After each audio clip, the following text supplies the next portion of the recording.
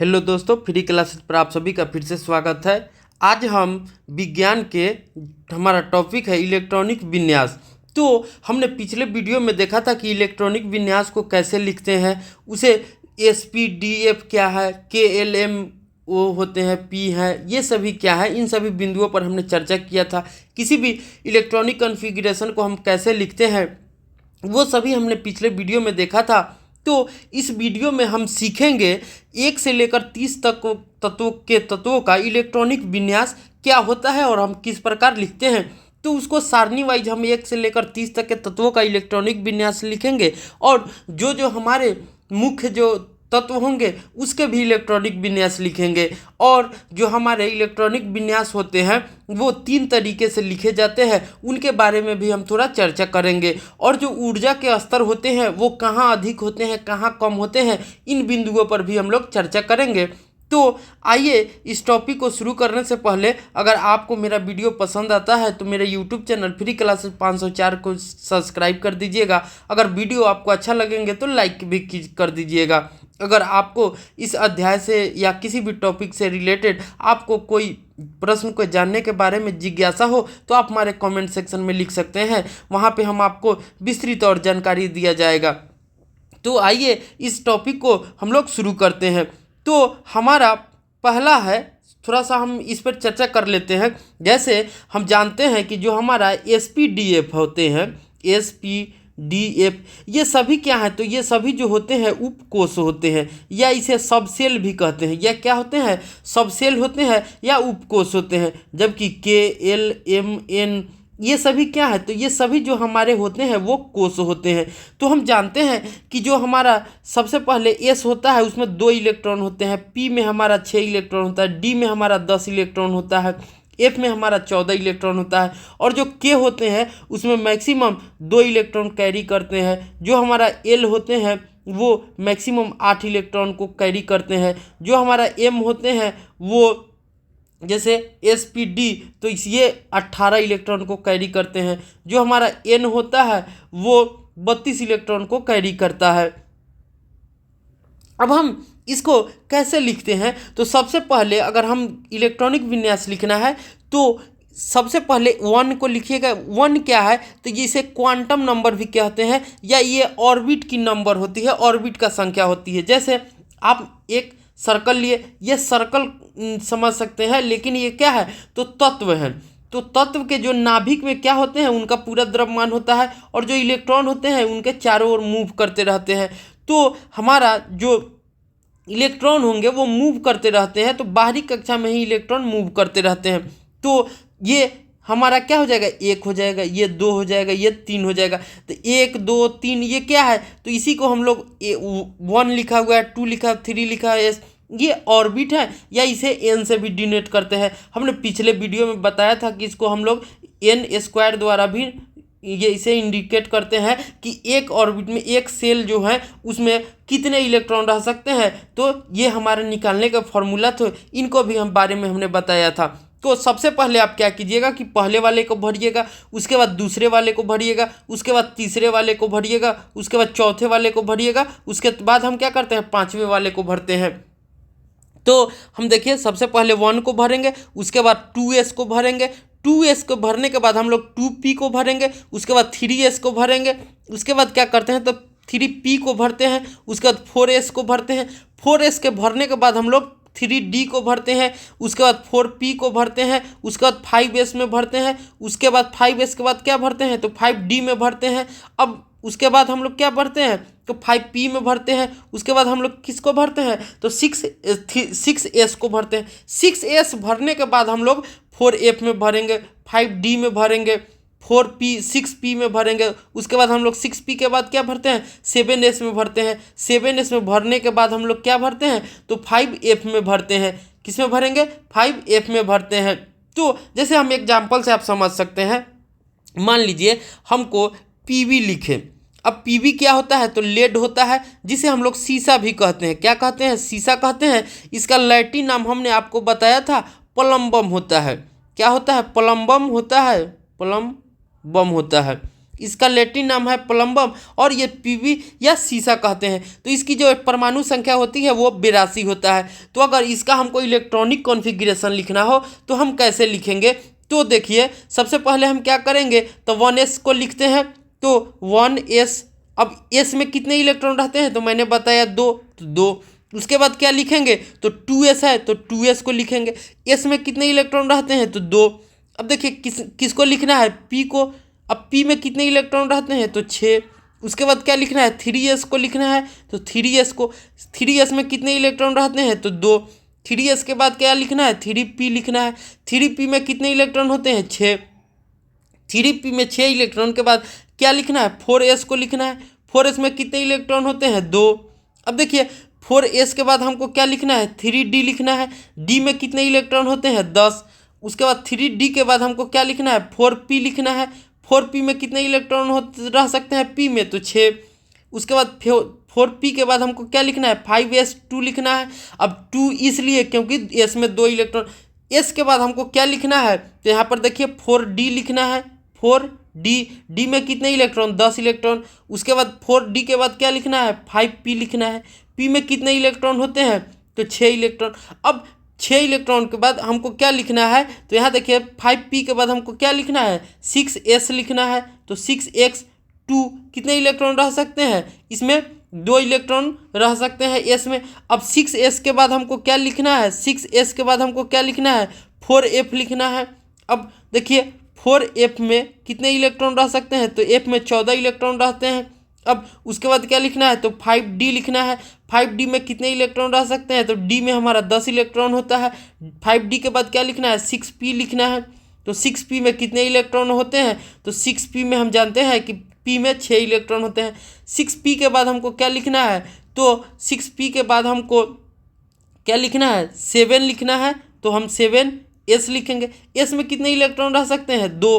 तो इस तरह से हमको लिखा जाए। अब टोटल इलेक्ट्रॉन को काउंट कर लीजिए। तो यहाँ देखिए 2 और 2 4 और 6 10, 2 12, 6 18, 2 20, 20 और 10 30, 30 6 36, 2 38 और 10 48 और 6 54 और यहाँ के 54 2 56, 56 और 14 70 और 10 80 और 6 86। तो ये ज़्यादा हो जा रहा है तो यहाँ तक नहीं आएंगे, ये क्या हो जाएंगे? यहीं तक रहेंगे। अब देखिए यहाँ हमारा क्या हो गया? यहाँ तक हमारा 86 हो गया। यहाँ तक हमारा क्या हो गया? 86। या एक बार और काउंट करते हैं फिर से।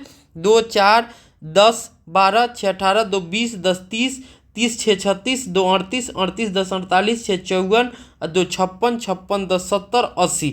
अब 80 तक हम लोग आ चुके हैं। अब हमारा कितना है? मात्र 2 इलेक्ट्रॉन। तो p पे कितने रहेंगे? मैक्सिमम 2 इलेक्ट्रॉन रहेंगे। तो ये हमारा लिखने का तरीका है। तो इस तरह से अब हम 1 से लेकर 30 तक के तत्वों को लिखते हैं और देखते हैं। तो यहाँ देखिए हमारा पहला तत्व है। तो आप यहाँ हमारा 1 से परमाणु संख्या 1 से लेकर यहाँ तक 30 तक के तत्वों का दिया हुआ है। उसको इलेक्ट्रॉनिक विन्यास क्या होते हैं? संक्षिप्त रूप या कोश रूप कह सकते हैं। इसको कोशीय रूप कह सकते हैं। क्या होता है? ये कोशीय रूप होता है। और ये जो हमारे होते हैं वो संयोजकता है, या इसे हम लोग बैलेंसिंग इलेक्ट्रॉन कहते हैं। जब हमने धातु जो पढ़ा था, अभिक्रिया कर रहे थे, अम्लीय मूलक क्षारीय मूलक, वही हमारा यहाँ क्या हो जाता है? तो ये हमारा क्या है? बैलेंसिंग है या संयोजकता भी कहते हैं। यही जो होते हैं कि किसी भी अणु और परमाणु को दर्शाते हैं, संयोजकता ही। अब हम पहला हमारा परमाणु संख्या 1 में होता है हाइड्रोजन। क्या होता है हमारा? तो पहला हमारा होता है हाइड्रोजन। अब देखिए हाइड्रोजन का परमाणु संख्या 1 होता है, परमाणु भार भी 1 होता है। इसका इलेक्ट्रॉनिक विन्यास क्या हो जाएगा? 1s1 हो जाएगा। संक्षिप्त रूप माने कोशीय रूप, तो एक कोश में 1 इलेक्ट्रॉन। संयोजकता कितने होते हैं? 1 होते हैं। अब हमारा परमाणु संख्या 2 पर आता है हीलियम। तो हीलियम के परमाणु संख्या 2 होते हैं, परमाणु भार जो होते हैं वो 4 होते हैं। ये हमको डिनोट करने का सबसे बेहतर तरीका है और साइंटिफिक रूल है कि हम परमाणु संख्या जो होते हैं नीचे लिखते हैं और द्रव्यमान को ऊपर लिखते हैं। तो ये हमारा हीलियम है। इसका इलेक्ट्रॉनिक विन्यास क्या हो जाएगा? तो 1s2। क्यों? क्योंकि हीलियम में 2 इलेक्ट्रॉन होते हैं। इसका जो कोशीय रूप होगा 2 होगा और यहाँ बैलेंसिंग 0 होता है। क्यों? क्योंकि जो हीलियम होता है वो हमारा इनर्ट गैस है या नोबेल गैस है या कहिए अक्रिय गैस है। अब हमारा परमाणु संख्या 3 पे आता है लिथियम। इसकी परमाणु संख्या 3 होती है और परमाणु भार जो होते हैं वो 7 होते हैं। तो इसका इलेक्ट्रॉनिक विन्यास हमारा क्या है 1s2 2s1। अब हमारा क्या हो जाएगा कोषीय रूप में, तो पहला कोष में हम जानते हैं कि कितने इलेक्ट्रॉन रह सकते हैं 2, तो और दूसरा में क्या हो जाएगा तो 1, तो ये हमारा क्या हो जाएगा कोषीय रूप हो जाएगा। इसके बैलेंसिंग इलेक्ट्रॉन 1 होते हैं। हमारा परमाणु संख्या 4 में आता है बेरिलियम। क्या आता है बेरिलियम। इसका परमाणु संख्या 4 है और परमाणु भार 9 होते हैं। इसको हम लोग इलेक्ट्रॉनिक कन्फिग्रेशन क्या होता है तो 1s2 2s2। तो इसका कोषीय संरचना क्या हो जाएगी 2,2। परमाणु जो सब वैलेंसिंग इलेक्ट्रॉन होते हैं कितने होते हैं 2 होते हैं। अब आगे देखिए आप, यहाँ देखिएगा आप, तो यहाँ पे हमारा क्या है बोरॉन है। तो बोरॉन का परमाणु संख्या कितने होते हैं 5 होते हैं। और जो हमारा ये है ये क्या है एटॉमिक मास है तो 11 होते हैं। इसका इलेक्ट्रॉनिक कॉन्फ़िगरेशन 1s2 2s2 और 2p1 हो जाएगा। तो देखिए 2 2 4 1 5, तो 5 परमाणु संख्या हो गया। तो इसका कोषीय क्या होते हैं 2,2। परमाणु संयोजकता कितने होते हैं तो 3 होते हैं। अब हमारा 6 नंबर पे आता है कार्बन। कार्बन का परमाणु भार 12 होते हैं। इसका इलेक्ट्रॉनिक विन्यास क्या होता है तो 1s2 2s2 2p2। देखिए 2 2 4 और 2 6 6 हो गए। तो ये हमारा क्या है 2,24। ये हमारा क्या है संयोजकता है। यह क्या है 4 होते हैं कार्बन के संयोजकता। ये हमारा क्या है नाइट्रोजन है। इसके परमाणु संख्या 7 होते हैं, परमाणु भार 14 होते हैं। इलेक्ट्रॉनिक कॉन्फ़िगरेशन नाइट्रोजन का क्या होता है तो 1s2 2s2 2p3। अब देखिए यहाँ क्या हो जाएगा 2 और ये 5 कैसे आया तो देखिए ये हमारा 2 जो है कि क्या है तो ये ऑर्बिट की नंबर को दर्शाता है। तो हम जानते हैं कि हमारा एल में कितने इलेक्ट्रॉन रह सकते हैं 8। तो यहाँ देखिए ये दूसरा में हमको कितना हो गया तो दूसरा में देखेंगे तो ये 2 और ये 3 कितना हो जाएंगे 5। इसीलिए हमारा क्या है पहला में 2 और दूसरा में कितना है 5। तो इसका संयोजकता क्या हो जाएगा तो 5 और 3। कभी कभी नाइट्रोजन की संयोजकता होती है 5 होती है। तो जब 5 कब होगी जब नाइट्रोजन 5 इलेक्ट्रॉन का त्याग करेगा तो पॉजिटिव जब ये बनाएगा अम्लीय क्षारीय मूलक बनाएगा तो 5 होगा। लेकिन जब नाइट्रोजन नाइट्राइट बनाएगा नाइट्रेट बनाएगा तो इसकी संयोजकता क्या हो जाती है 3 की तरफ बिहेव करती है नाइट्राइट। तो उस समय ये क्या करता है वो उस समय इलेक्ट्रॉन को ग्रहण करता है। जब ग्रहण करेगा तो संयोजकता 3, जब त्यागेगा तो इसको संयोजकता क्या हो जाएगी 5 हो जाएगी। हमारा परमाणु संख्या 8 पे क्या है ऑक्सीजन है। इसका परमाणु भार 16 होते हैं। इसकी संयोजकता जो इलेक्ट्रॉनिक कॉन्फ़िगरेशन जो होता है 1s2 2s2 2p4। अब देखिए 2 4 4 8, तो 8 हमारा आ गया। अब देखिए पहला में क्या है तो 2, दूसरा में क्या है तो 2 4 6। इसकी संयोजकता कितना होती है 2 होती है ऑक्सीजन की। क्यों क्योंकि ये 2 इलेक्ट्रॉन को ग्रहण करता है। ये लास्ट ऑर्बिट में 6 इलेक्ट्रॉन होते हैं तो ये 2 इलेक्ट्रॉन को ग्रहण करके रिनाइन बनाते हैं। ऑक्साइड परऑक्साइड ये सब बनाते हैं। परऑक्साइड की 1 होती है ऑक्साइड की 2 होती है। ट्राई ऑक्साइड रहेंगे तो 3 होंगे। अब हमारा 9 नंबर में क्या हो जाता है फ्लोरीन। फ्लोरीन की परमाणु संख्या 9, परमाणु भार 13 होते हैं। 1s2 2s2 2p5। अब देखिए 2 4 और 5 9, तो 9। तो पहला में क्या है 2 है, दूसरा में कितना है तो 2 और 5 7। इसकी संयोजकता जो होती है कि 1 होता है। क्यों क्योंकि ये फ्लोरीन जो होते हैं एक इलेक्ट्रॉन को किसी तत्व से ग्रहण करते हैं, ये रिनाइन बनाते हैं। अब हमारा 10 नंबर में आता है नियॉन। नियॉन जो होता है उसकी परमाणु संख्या 10 होती है, परमाणु भार 20 होते हैं। इसका संयोजकता क्या हो जाएगा तो 10 है यहाँ पे, तो 1s2 2s2 2p6। अब देखिए 2 4 और 6 10 हो गए। तो इसलिए हमारा क्या हो जाता है इसकी इलेक्ट्रॉनिक विन्यास तो 1s2 2s2 2p6। अब देखिए पहला में कितना है तो 2, दूसरा में कितना है तो 2 और 6 8। तो इसके संयोजकता क्या होती है 0 होती है। हम जानते हैं कि जो निष्क्रिय गैस होंगे उनके अंतिम कक्षा में इलेक्ट्रॉनों की संख्या 2 और 8 होगी, वो अक्रिय गैस कहलाते हैं। जिनकी लास्ट ऑर्बिट में अंतिम कक्षा में इलेक्ट्रॉन की संख्या 2 और 8 होती है, अष्टक या डुएट बनाते हैं, वो क्या हो जाते हैं वो निष्क्रिय गैस अक्रिय गैस कहलाते हैं। अंग्रेजी में इसे इनर्ट और नोबल गैस भी कहते हैं। तो नोबल गैस की वैलेंसिंग इलेक्ट्रॉन जो होती है वैलेंसी जो होती है संयोजकता जो होती है वो 0 होती है। इसीलिए नियॉन का हीलियम का संयोजकता हमारा क्या है 0 है। अब हम आगे देखते हैं 11 नंबर में हमारा है सोडियम। तो सोडियम की परमाणु संख्या क्या होती है 11 होती है। परमाणु जो भार होते हैं वो हमारा 23 होता है। तो 11 है तो इसका इलेक्ट्रॉनिक कॉन्फ़िगरेशन क्या हो जाएगा 1s2 2s2 2p6 3s1। अब देखिए ऐसा क्यों, तो यहाँ देखिए इसमें 11 है तो हमारा 3s1 आने से क्या हो जाता है 11 इलेक्ट्रॉन पूर्व जाते हैं, जैसे 2 2 4 और 6 10 और 1 11। तो इसका कक्षीय क्या हो जाएगा तो 2, 8, 1। अंतिम कक्षा में कितने इलेक्ट्रॉन 1 इलेक्ट्रॉन। तो ये जो होते हैं सोडियम जो होते हैं इसकी संयोजकता होती है 1 होता है। तो 1 क्यों होती है, तो सोडियम जो होते हैं वो अपने अंतिम कक्षा में जो 1 इलेक्ट्रॉन होते हैं वो त्याग कर देते हैं, 1 इलेक्ट्रॉन का त्याग कर देते हैं और ये धनायन बनाते हैं। क्या बनाते हैं, धनायन बनाते हैं। अब जहाँ भी आपको Na+ लिखा रहा है तो इसकी संयोजकता जो होगी क्या होगी, शून्य हो जाती है, नहीं एक ही संयोजकता रहती है। क्यों, संयोजकता क्या हो जाती है 1 हो जाता है। क्यों, क्योंकि ये 1 इलेक्ट्रॉन का त्याग कर रहा है। और इसका अगर इलेक्ट्रॉनिक कॉन्फ़िगरेशन आपसे पूछेगा कि Na+ का इलेक्ट्रॉनिक कॉन्फ़िगरेशन क्या होगा, तो हमेशा ध्यान दीजिएगा क्या हो जाएगा हमारा 1s2 2s2 2p6 हो जाएगा। क्यों, क्योंकि ये जो होता है वह नियॉन की तरह हो जाता है, 1 इलेक्ट्रॉन को त्यागने के बाद ये अष्टक पूरा कर लेता है और अंतिम कक्षा में कोई इलेक्ट्रॉन। तो कभी Na+ आपको पूछे तो ये इलेक्ट्रॉनिक विन्यास लिखिएगा, और जब सिर्फ Na पूछे तो ये हमारा इलेक्ट्रॉनिक कॉन्फ़िगरेशन होगा। तो हमेशा ध्यान रखिएगा।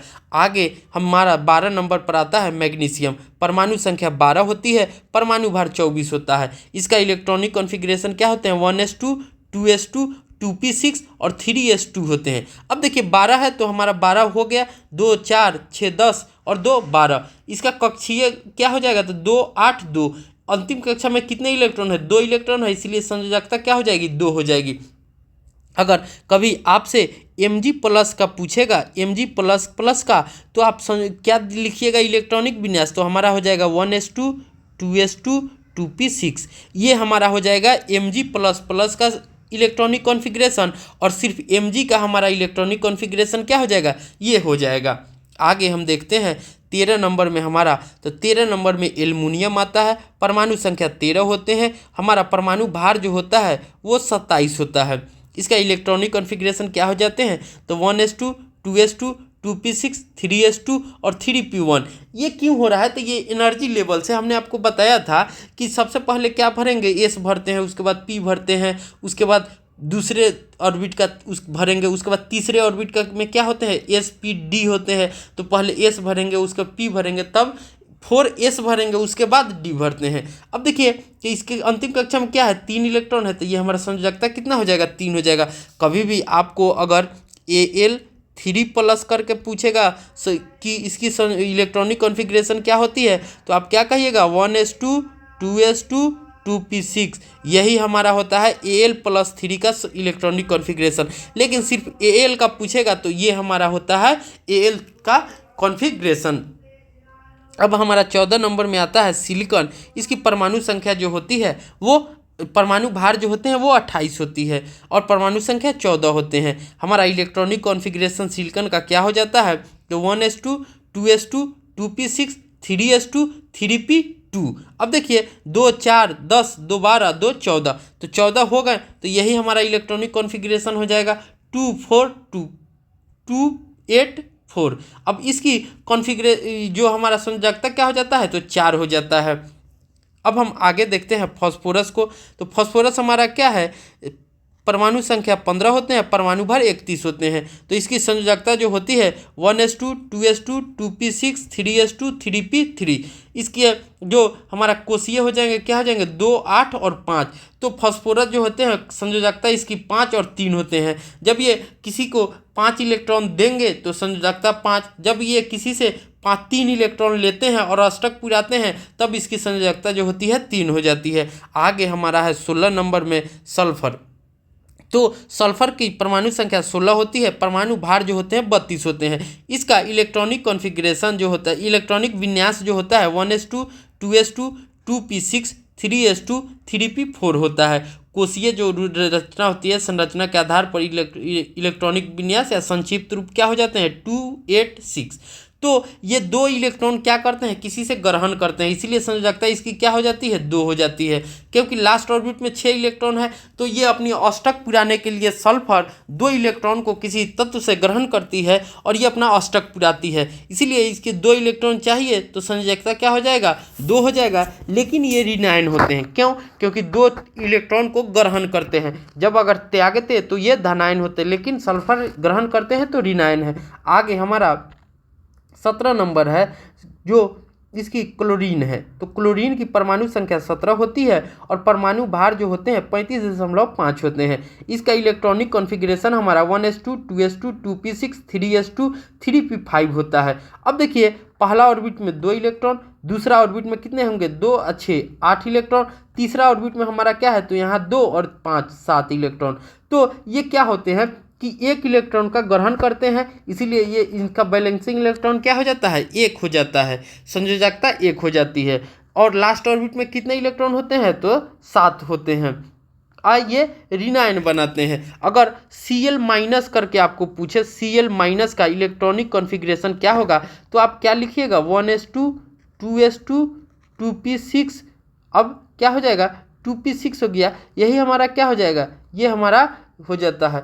तो 1 इलेक्ट्रॉन ग्रहण करता है, तो ये क्या हो जाएगा, 3s2 और 3p6, ये जो हो जाएगा कि क्या होगा, तो ये हमारा क्लोरीन माइनस का कॉन्फ़िगरेशन होगा। क्या होगा, इलेक्ट्रॉनिक कॉन्फ़िगरेशन जो होगा कि ये हमारा होगा।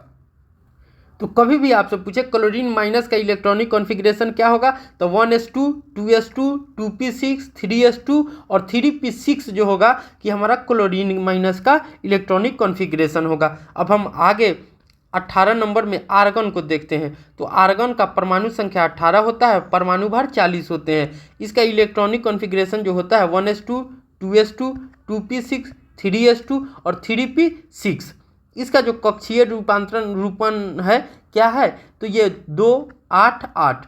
अब देखिए 2 8 8, तो ये इसके अंतिम कक्षा में कितने हैं, 8 इलेक्ट्रॉन है, तो ये अष्टक ऑलरेडी पूरा है, तो इसकी संयोजकता क्या हो जाएगी, 0 हो जाएगी। क्यों, क्योंकि जो तत्वों के अभिक्रिया करने, इलेक्ट्रॉन लेने और ग्रहण करने की प्रक्रिया ही क्या है, संयोजकता है। तो यहाँ जो जब ये अष्टक पुराने के लिए कोई तत्व को ग्रहण नहीं कर रहा है और नहीं कोई तत्व को इलेक्ट्रॉन को त्याग रहा है, तो इसकी ऑलरेडी अष्टक पूरी है, इसीलिए आर्गन जो होते हैं हमारा क्या हो जाएगा, अक्रिय गैस, निष्क्रिय गैस होते हैं, या अंग्रेजी में नोबल इनर्ट कहते हैं।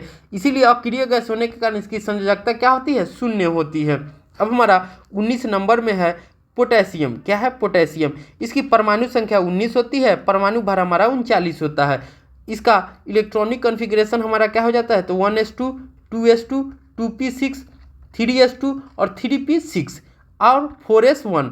अब देखिए यहाँ पे आप कहिएगा कि सर 3 जो हमारा 3 ऑर्बिट होता है उसमें sp-df आते हैं, sp-d आते हैं, तो आप d को नहीं भर के 4s को पहले भर रहे हैं, ऐसा क्यों, तो ऐसा इसलिए होता है क्योंकि d की जो एनर्जी लेवल होती है वो सबसे पहले कम होती है कंपेयर टू s की। तो पहले हमारा s जो होता है वो ऑर्बिट फुलफिल करता है, उसके बाद d करता है। क्या होगा, पहले s करेगा, उसके बाद 3d करता है, उसके बाद फिर क्या करेगा, 6p करता है, क्या करेगा, 4p करेगा। तो इसीलिए हम d को नहीं भरकर पहले 4s को भरते हैं, उसके बाद d को भरेंगे। जब 4s2 में ये स्टेबल हो जाएगा 4s, तब हम d को 3d को भरते हैं। अब देखिए तो क्या है, 2 8 8 1, इसका जो हमारा जो संयोजकता होगा 1 होगा। तो पोटेशियम का इलेक्ट्रॉनिक कॉन्फ़िगरेशन क्या हो जाता है, 1s2 2s2 2p6 3s2 3p6 4s1। इसी तरह से कैल्शियम देखिएगा, तो कैल्शियम की परमाणु संख्या 20 होती है, परमाणु भार 40 होते हैं। इसका इलेक्ट्रॉनिक कॉन्फ़िगरेशन क्या हो जाता है, तो 1s2 2s2 2p6 3s2 3p6 और 4s2। अब देखिए यहाँ क्या है, 2 8 2 2 8 8 2। अब इसके लास्ट ऑर्बिट में कितना इलेक्ट्रॉन है, 2, तो इसकी संयोजकता क्या हो जाएगी, 2। अगर ये 2 इलेक्ट्रॉन को त्याग करता है तो क्या बना देगा, धनायन बनाता है। क्या बनाता है, ये धनायन बनाता है। तो कभी भी आपसे पूछेगा कि C++ का या 2+ का क्या होता है इलेक्ट्रॉनिक कॉन्फ़िगरेशन, तो यहाँ से जो हमारा 4s है ये हट जाएगा और ये सिर्फ रहेगा। लेकिन जब सिर्फ कैल्शियम का पूछेगा तो हमारा ये टोटल जो होगा वही इलेक्ट्रॉनिक कॉन्फ़िगरेशन होगा। आगे हमारा 21 नंबर पर आता है स्कैंडियम। क्या आता है? स्कैंडियम आता है। परमाणु संख्या 21 होते हैं, परमाणु भार 45 होते हैं। तो हमारा स्कैंडियम का परमाणु इलेक्ट्रॉनिक कॉन्फ़िगरेशन विन्यास 1s2 2s2 2p6 3s2 3p6 4s2 और 3d1 होता है। क्या होता है? 3d1 होता है। 2 8 9 2 ये क्या होते हैं? तो ये कक्षा रूपांतरण है। ऑर्बिट में कितने इलेक्ट्रॉन रह सकते हैं उसका ये संक्षिप्त विवरण है इलेक्ट्रॉनिक कॉन्फ़िगरेशन का। तो ये हमारा स्कैंडियम का इलेक्ट्रॉनिक विन्यास होता है। संयोजकता जो होते हैं स्कैंडियम के 3 होते हैं। आगे हमारा 22 नंबर में टाइटेनियम है। टाइटेनियम की परमाणु संख्या 22 होती है, परमाणु भार 48 होते हैं। इसका इलेक्ट्रॉनिक विन्यास जो होता है 1s2 2s2 2p6 3s2 3p6 3d2 और 4s2 होता है। तो 2 8 10 2 इसकी संयोजकता जो होती है वो 4 होती है। 23 नंबर में हमारा वैनेडियम आता है। क्या आता है? वैनेडियम। इसकी परमाणु भार जो होती है 51 होता है। इसका इलेक्ट्रॉनिक विन्यास जो होता है 1s2 2s2 2p6 3s2 3p6 3d3 और 4s2। क्यों? पहले 4 भरेंगे उसके बाद डी भरते हैं, एनर्जी लेवल के कारण, ऊर्जा स्तर के कारण ऐसा होता है। अब देखिए 2 8 11 2 इसकी संयोजकता जो होती है वो 5 होती है और कभी कभी इसकी संयोजकता जो होती है 4 भी होती है। तो वेनेडियम की संयोजकता 4 5 दोनों होती है। आगे हमारा 24 नंबर में क्रोमियम आता है। क्या आता है? क्रोमियम आता है। इसकी परमाणु संख्या 24 होती है और जो हमारा परमाणु भार होते हैं वो 52 होते हैं। इसका इलेक्ट्रॉनिक विन्यास जो होता है 1s2 2s2 2p6 3s2 3p6 3d5 और 4s1 होता है। ऐसा क्यों? क्योंकि हम जानते हैं कि जो डी होते हैं उनमें जो होते हैं वो 5 कक्ष होते हैं। डी में हमारा कितने कक्ष होते हैं? 5 कक्ष होते हैं। 1 2 3 4 5 कक्ष होते हैं। तो ये जो होते हैं अगर इसमें एक एक इलेक्ट्रॉन जो होते हैं वो भर जाते हैं। अगर इसमें 2 इलेक्ट्रॉन खाली तो ये ज़्यादा स्टेबल हो जाता है। क्यों होता है? ज़्यादा स्टेबल हो जाता है। इसीलिए 4s क्या होता है? क्यों? क्योंकि एस ऑर्बिट में कितने एक ही होते हैं कक्ष, लेकिन हमारा डी में कितने होते हैं? डी में हमारा 5 होते हैं। पी में हमारा कितने होते हैं? तो पी में हमारा 3 होते हैं। इन सब के बारे में हमने पिछले वीडियो में चर्चा की हुई है। इसमें 3 होते हैं। तो अब देखिए इसमें एक इलेक्ट्रॉन रहेंगे, लेकिन तो ये क्या होते हैं कि ये ज़्यादा स्टेबिलिटी के लिए, ऊर्जा स्तर को मेंटेन करने बनाए रखने के लिए ऐसा होता है। तो यहाँ पर क्या हो जाएगा? S1 होता है और D5 होता है पहले ऊर्जा के अफबाहु रूल के अनुसार। अब देखिए क्या हो जाएगा? 2 8 13 1 संयोजकता कितने होते हैं क्रोमियम का? तो हमारा 2 होता है। तो ये स्टेबल हो जाते हैं। इसमें भी 1 रहते हैं, ये भी थोड़ा स्टेबल हो जाता है। अगर यहाँ पे 2 हो जाते तो यहाँ पे ये 2 कम रहता तो ये ज़्यादा स्टेबिलिटी नहीं रहता है। अब हम आगे 25 में देखते हैं मैग्नीज को। मैग्नीज जो होते हैं उनकी परमाणु संख्या 25 होती है और परमाणु भार जो होता है वो 56 होता है। इसकी इलेक्ट्रॉनिक विन्यास जो होती है 1s2 2s2 2p6 3s2 3p6 3d6 और 4s2। 2 8 14 2। अब देखिए पहला में क्या है? 2 है। दूसरा में हमारा क्या है? 8 है। तीसरा में देखिए तो ये 2 और 6 8 और यहाँ 6 14 और एस में के 4 में कितना होंगे? 2।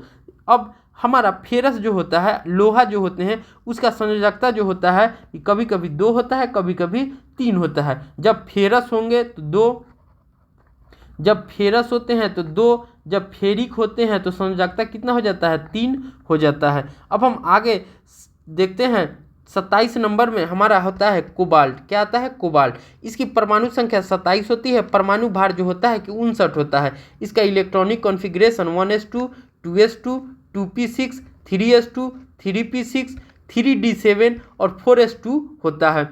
अब देखिए यहाँ तो ये हमारा कक्षीय रूपांतरण है। यहाँ देखिए इसकी संयोजकता 3 और कभी कभी 2 होती है कोबाल्ट की। आगे हमारा 28 में है निकेल। तो निकेल जो होता है उसकी परमाणु संख्या 28 होती है, परमाणु भार हमारा 59 होता है।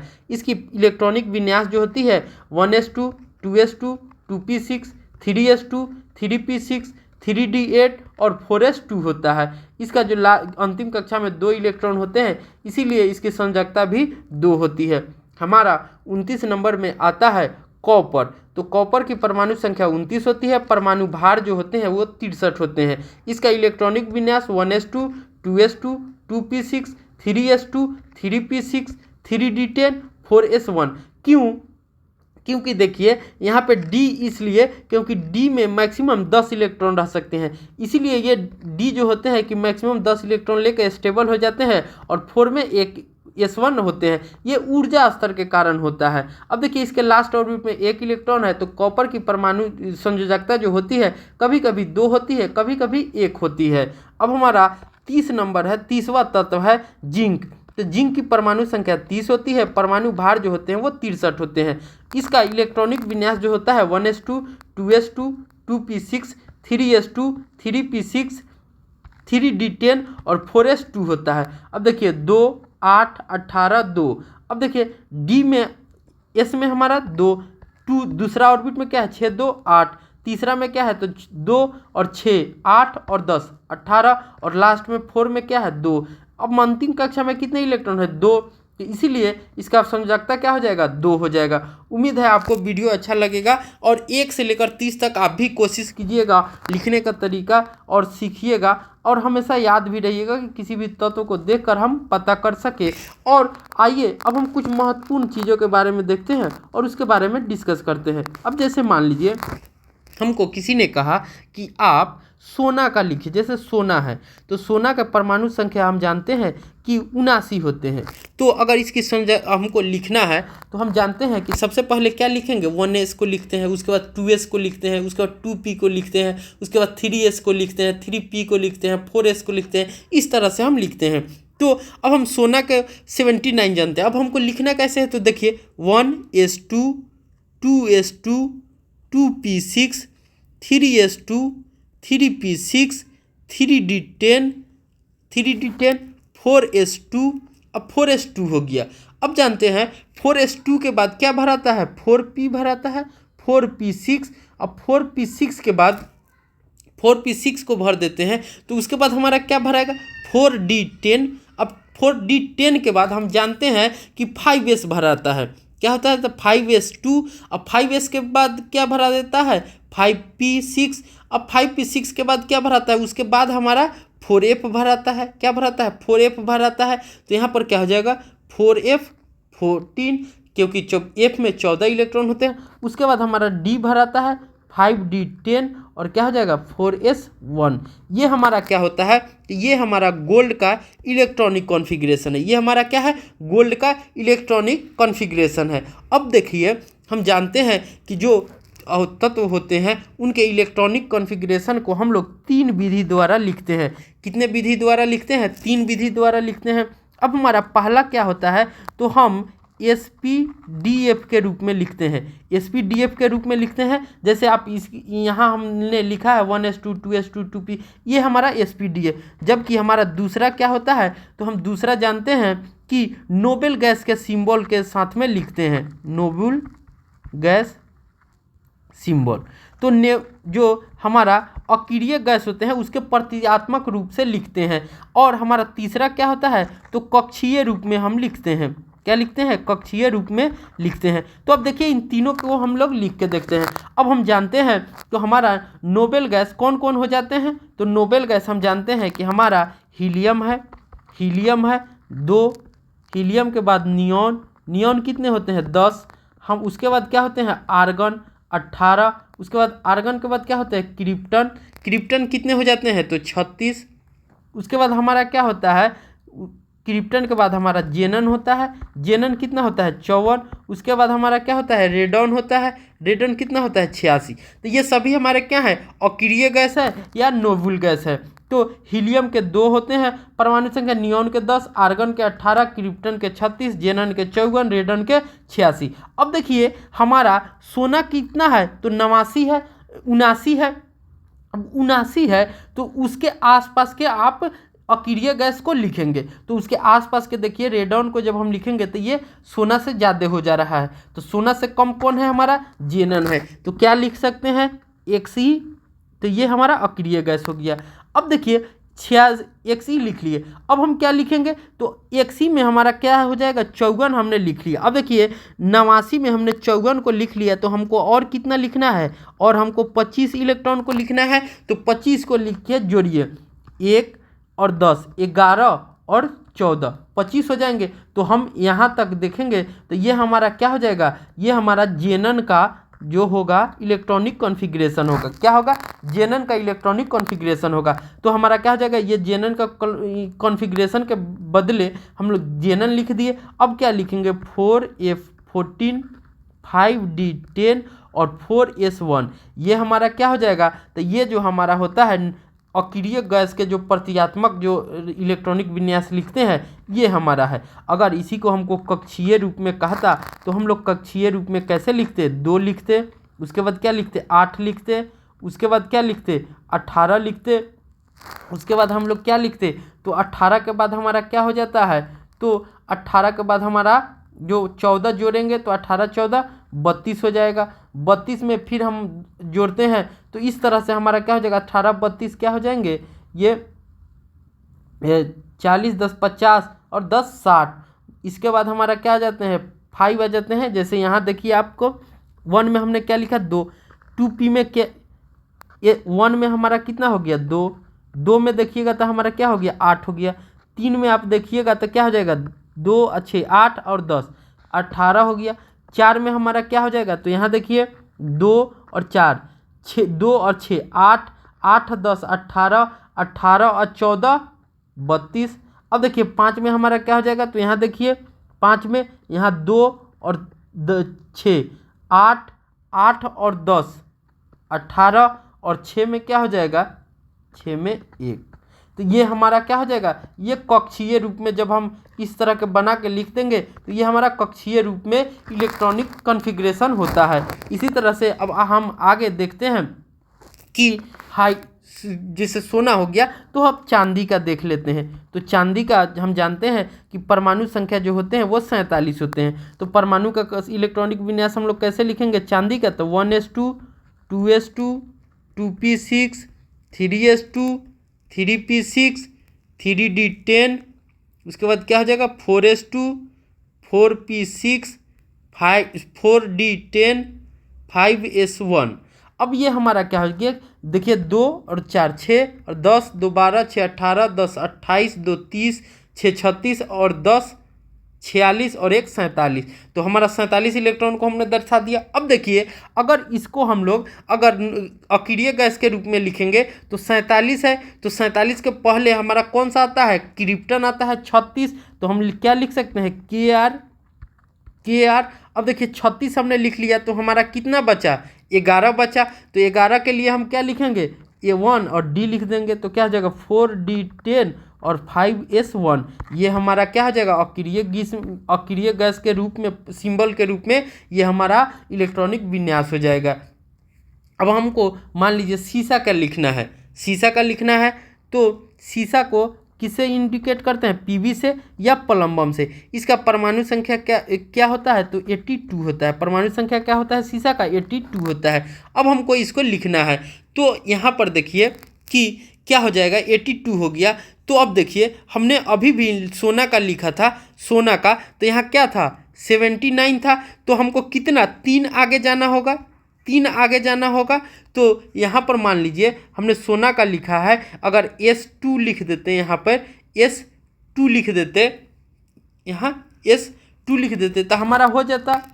और S2 तो बचता कितना 2, तो S6P2 तो हमारा हो जाता। जैसे आप एक बार देख लीजिए, जैसे आप मान लीजिए हम लिखेंगे 1s2, 2s2, 2p6, 3s2, 3p6, 3d10, 4s2, 4p6, 4p6 हो गया।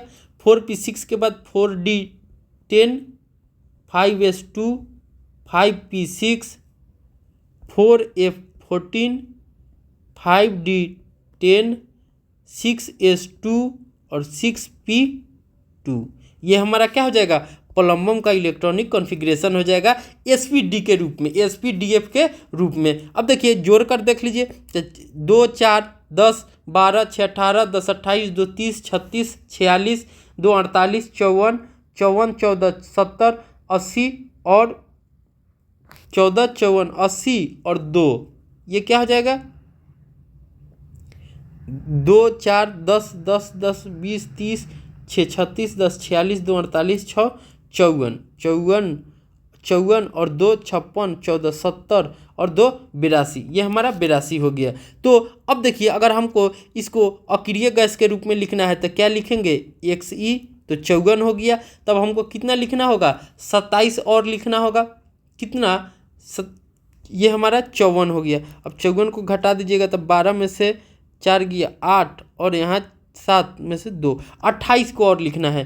तो यहाँ देखिए 2 4 और 10, 14 14 14 28, तो यहाँ से लेकर हम लिख लेंगे यहाँ तक क्या हो जाएगा? ये हमारा GNN का हो जाएगा अक्रिय गैस, ये सभी GNN का हो जाएगा। तो क्या हो जाएगा? 4F 14 5D 10 4S 6S2 6P2, ये हमारा क्या हो जाएगा? PB का इलेक्ट्रॉनिक कॉन्फ़िगरेशन हो जाएगा। अगर कक्षीय रूप में लिखेंगे तो उसी तरह से हम लोग जोड़ जोड़ कर लिख देंगे। तो जैसे 1 में कितना है, 2 में क्या है, 3 में क्या है, 4 में क्या है, ये इतना जोड़ के इलेक्ट्रॉन को लिख देंगे तो वो हमारा कक्षीय रूपांतरण हो जाएगा। इस तरह से हमने आज 1 से लेकर 30 तक के तत्वों को देखा, उसके बारे में भी कैसे इलेक्ट्रॉनिक विन्यास लिखते हैं, संयोजकता क्या होता है, कक्षीय रूपांतरण क्या है, कैसे हम उसे अक्रिय गैस के रूप में भी लिख सकते हैं, इन सभी बिंदुओं पर चर्चा की। तो आपसे कभी ये भी सवाल पूछ सकता है कि इलेक्ट्रॉनिक विन्यास की खोज किसने की थी? तो इलेक्ट्रॉनिक विन्यास की खोज जो थी वो नील्स बोर ने की थी। किसने की थी? तो नील्स बोर ने खोज की थी। और इसको जो अरेंज किया जाता है वो ऊर्जा स्तर के हिसाब से अरेंज किया जाता है। जैसे मान लीजिए कोई तत्व है, अगर ये है, अब मान लीजिए ये हमारा क्या है? नाभिक है, न्यूक्लियस है, न्यूक्लियस है, या इसे केंद्रक कह लीजिए, न्यूक्लियस या केंद्रक। अब केंद्रक है तो केंद्रक में क्या हो जाते हैं? प्रोटॉन और न्यूट्रॉन, इलेक्ट्रॉन मूव करते रहते हैं बाहरी कक्षा में। तो जो हमारा मान लीजिए ये क्या हो जाता है? KLM। तो यहाँ जो इलेक्ट्रॉन रहते हैं वो क्या होंगे कि ऊर्जा जो होगा कम होगा, यहाँ क्या होगा? कम होगा। ऊर्जा जो होगा K के पास क्या होगा? कम होगा। जिस तरह से हम इधर जाएंगे ऊर्जा अधिक होता जाता है। क्या होता है? ऊर्जा अधिक होता जाता है। तो हम कह सकते हैं कि जो किसी भी तत्व के अगर बाहरी कोश होंगे, बाहरी कोश होंगे, उनमें क्या होते हैं? तो अधिक ऊर्जावान होते हैं। बाहरी कोश क्या होते हैं? अधिक ऊर्जावान होते हैं, जबकि आंतरिक कोश क्या होंगे? कम ऊर्जावान होते हैं। अंदर वाले क्या होंगे? कम ऊर्जावान होंगे, लेकिन जो बाहरी वाले होंगे वो क्या होते हैं? अधिक ऊर्जावान होते हैं। इस तरह से हमने सभी बिंदुओं पर चर्चा कर ली और बेहतर तरीके से सीखा। अगर आपको देखना हो, अगर कुछ फिर भी आपको कहीं समस्या आ रही है तो आप देख सकते हैं और हमसे डिस्कस कर सकते हैं। तो मिलते हैं अगले अध्याय में अगले टॉपिक के साथ। तो तब तक के लिए बाय।